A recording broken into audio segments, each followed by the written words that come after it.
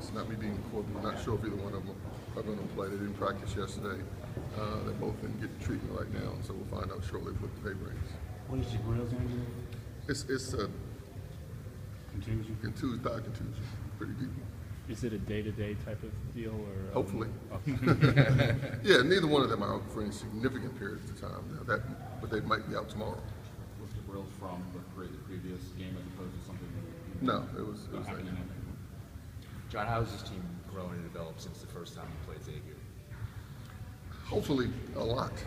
The first time we played them, they handled us pretty easily. And looking at it, we watched tapes of that at both ends of the court. They took us out of what we wanted to do offensively, in which now our frustrations on offense led to lapses on defense. And so, do I think we're better than we were New Year's Eve? I hope so. But just we have to be significantly better than we were then at both ends of the court. When we were rushing it offensively, it was one pass shot, two pass shots. I throw it to you, and you try your array of moves, and you throw it to the next person. They try their array of moves, and we didn't look like a cohesive unit offensively, and then that led to frustrations and breakdowns of defense. They handled DePaul going 4 round one, Stainbrook, finding and scoring. How do you defend that when they have that kind of space? He is an outstanding passer as well as a threat on the blocks, and so you have to dig down or double or pay special attention to him. But then at the same time, they surround him with shooters, and so it's no coaching magic formula. It just takes a lot of work. We have to dig down. We have to support our post players, but then make sure our closeouts are hard, fast, and our rotations defensively are sharp and good. But he makes you pay. He makes you pay just with his ability to score as well as pass the ball. He seems like to go to Blue Wet now. They had a nice 2-man game going. How's he developing? He's coming along. I mean, he's a scorer. He's a natural scorer. He scored a lot of points in high school, and he's scoring a lot of points now. And so they play off each other well. Going into the last game, someone talked about their zone and how sort of you guys had issues with it the first time you played Marquette. Who was that talk from? Us, sir. I mentioned. Obviously, this time I think you have something like 21 assists on 27 baskets, and obviously the points. It seemed like you guys were able to, I think, say which one, get out in the open court, but it seemed like you guys were able to do that more, and even in half court to sort of get quicker shots, but not rush, but just get into what you guys wanted to do a little better this time. Yeah, and well, two things. I've said from the beginning of this year, we want to play fast. We want to get out. We want to score before the defense sets up.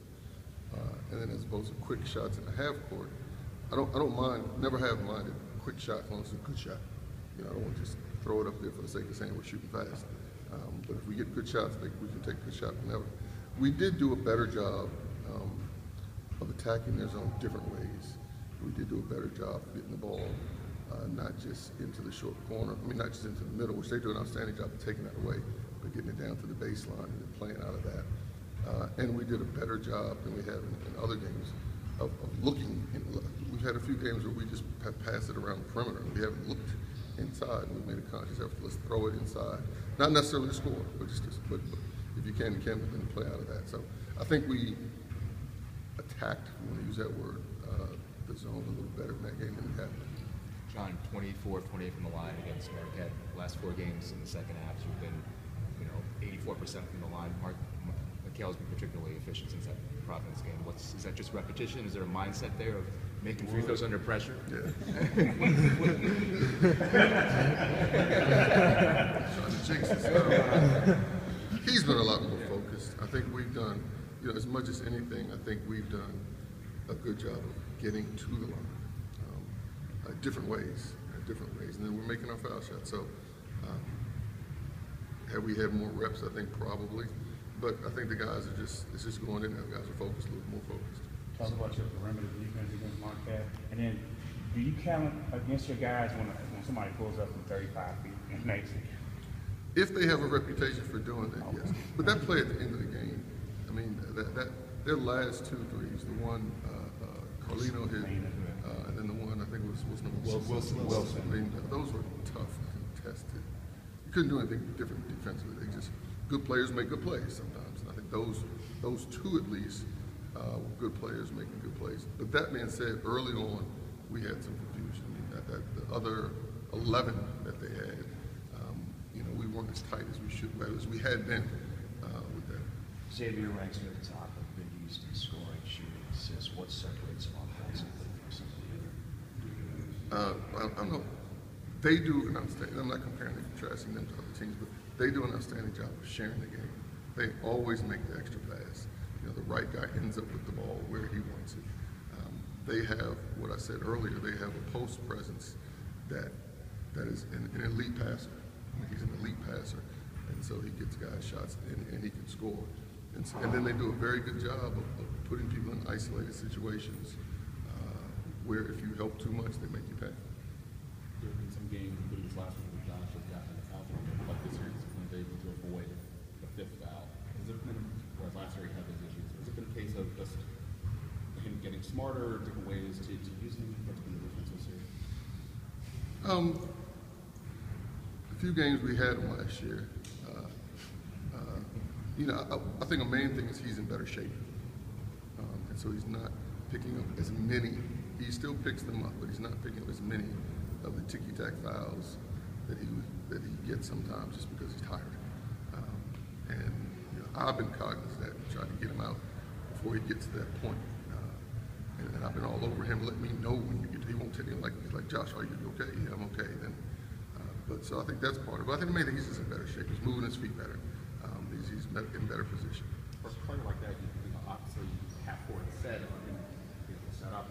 But does the fact that you guys are actually able to get out and attack, and sort of make the pace somewhat at least more up tempo, does that sort of help him avoid foul trouble because he's not either picking up some offensive fouls or teams aren't able to set up and sort of directly go at him? No, I don't think the pace affects his fouls. I don't think so. Speaking of Josh, he had a career high 15 rebounds and double-doubles. It's been piling up for him as of late. What's been the difference? Piling up? How many has he had? He's had like 5 or 6 this year. Really? Yeah. 5 or 6 is a Yeah. pile. That is a problem. I did not realize that. What's been the difference this year for him with his rebounding? Well, Josh should get 15 rebounds. You know, he should have a couple of games where he gets a lot more than that. I think particularly the Marquette game, he did a very good job of pursuing the ball. A lot of times Josh just gets the ones that come right here, but in that game we saw him, sorry to bust through everyone, but you know, like going and pursuing the ball. He has to do that. He can do it. And so I think he's focused on it, but he has to keep doing it. But we need that power to keep growing. Back in the rankings this week, does it matter to you whether you guys are ranked at this point in the season? No, we have to keep winning. We just have to find a ways to keep. And in this league, that's a tough task. But we just have to find ways to keep accumulating wins, and that'll take care of everything else. John, I know it's a game-by-game deal for you, but you're off guys 13. Your strength of schedule is 4. Is it 2? 3. 3. I thought it was 4. I thought, okay, excuse me, 3. And so, as far as NCAA tournament resumes, does that enter your mind at this point? Is it too soon to start thinking about building up credentials for that? Well, I think you build up your credentials in the pre-league, preseason, and then the league you can't control it. So, other than my previous answer, just keep accumulating wins. And so, you know, we played a very difficult schedule in the preseason. You know, and hopefully, you know, a close, tough loss to Wisconsin, a tough loss to Kansas, you know, to Butler pays off now that we get into conference play. And, you know, we've had some close, tough games that we've won of late. And so hopefully our preseason scheduling is paying off. Now, it's a risk because you go into the year knowing I have some young guys that I'm going to have to play. Maybe I shouldn't pile up the first part of the schedule. But I think it's turned out okay. Sort of the yin and yang of Big East being as good as it is right now. I think 8 of your last 10 are across their top 50, so more chances to stay high, but on the other hand, obviously, a lot of tough games. Correct, but that's what Big East basketball has always been, and that's what it will always be. It's made for basketball. You know the rest. The league RPI right now is 2. 2. It's 2. Make sure you didn't write 3. No, it's 2. I haven't written it yet. And so, you know, you get to league play, you're going to play against a tough team every night. Literally every night in this conference is a tough game. One difference for you guys between the last Xavier game is the emergence of Isaac. These last few games in particular, you've been positive about the freshman for Apple. You've been surprised at all this 2 weeks of career that he's been scoring Xavier showing out there? Well, let me just say this, and I've said this to him. More importantly than the scoring, and he normally goes on a scoring run after he gets a couple of rebounds or a block shot. I mean, he's long, he gets rebounds, and so the energy that he brings on the boards and at the defensive end, we need. And so with him, I mean, different people have that aha moment at different times, and you know, I think I've said to you guys at various points, various locations in this room, you know, at some point the clouds are going to open up for him. You know, he's just from stumbling, thinking to where now he's just playing, and so, you know, it happens sooner than for others, but it's happened for him now, where he's just out there playing. How does potential absence of LJ and Jabril tomorrow affect your rotations? Because you played with a full strength squad the entire season so far. Yeah, it does. It absolutely changes a lot how we play. That's probably all I want to say about it. but it does change a lot how we play. Going back to Marquette, you said 6 players in double figures. You talked about the importance of sharing the game a lot this year. How do you feel the team has progressed from the beginning of the year till now in that area? We're getting there. I mean, I think as with everything, the good thing about this team is, and you guys are seeing it, is that, you know, we're getting better, and we have not arrived yet. You know, we still have room for growth in all areas. But I think the guys, and this might sound like a small thing, but it's not. The guys like each other, and there's a sense of selflessness in that. I'm just as happy for you if you're scoring, and so. Now, if we get that same selflessness at the other end of the court, the defense, we help each other out a little more, we'll be okay. But the guys are throwing it to the open man, and the open man is someone who can score. There's some teams where the open man wasn't someone that could score. Thanks, everybody. Did I see any concern